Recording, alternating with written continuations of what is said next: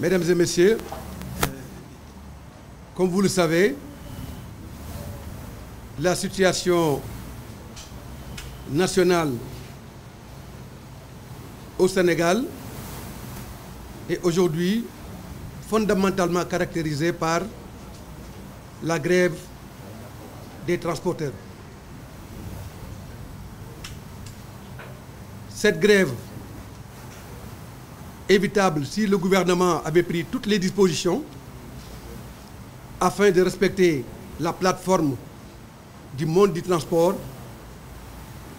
est la preuve, sinon une des preuves encore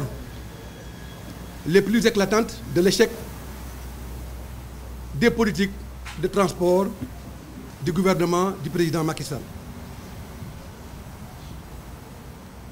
Les travailleurs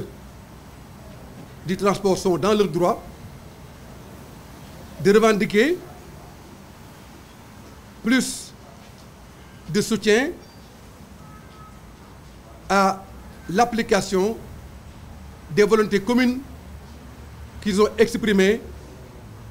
afin de renforcer la contribution du transport dans la croissance inclusive au service des populations qu'ils souhaitent au Sénégal. C'est la raison pour laquelle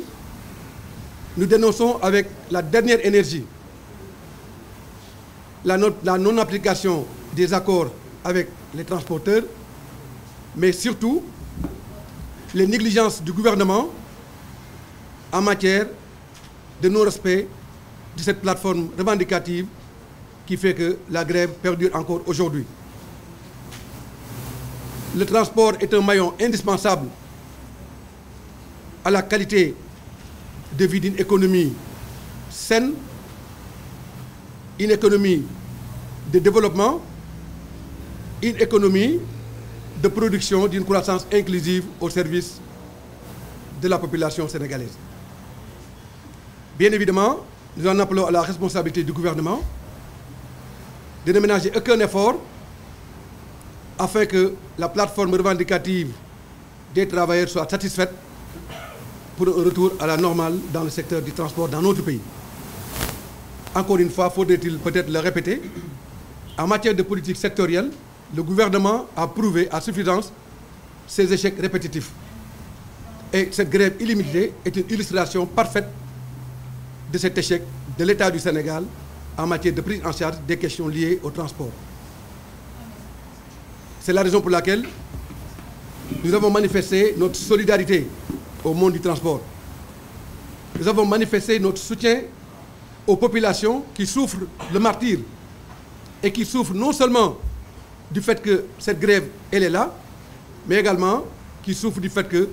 notre pays, en matière économique, vit une crise économique et sociale sans précédent, non seulement